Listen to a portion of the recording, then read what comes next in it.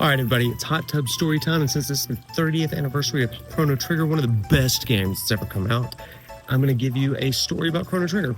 And so I was in 5th or 6th grade when the game came out. I was over at a friend's house hanging out and playing video games and outside and all that kind of stuff. And his sister had just broken her leg and was laid up on the couch at their house in a cast. And so we ran in for snacks or something, and she said, "Hey, Wade, would you like to sign my cast?" And I was like, absolutely, because when a girl asks you to sign her cast, you say yes, absolutely, every time. So I went over and I started to sign my name and stuff, and just like, hey, get well or whatever. And she said, "Hey, Wade, like, you like to draw, why don't you draw a picture of my cast?" I was like, "Well, what kind of thing would you like me to draw?" And she said, "Well, why not one of your like video games or something, like you draw one of those." And so I had been playing Chrono Trigger, so I drew a picture of Chrono from Chrono Trigger, and I started with his face and stuff,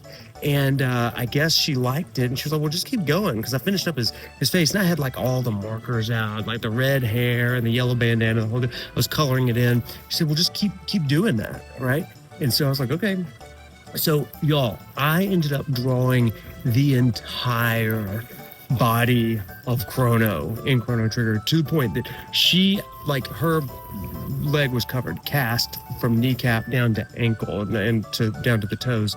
He stretched the entire way. She had to wear Chrono around school for 6 weeks. She didn't even like video games, but I guess she maybe liked me enough to wear an anime Chrono Trigger for 6 weeks on her leg.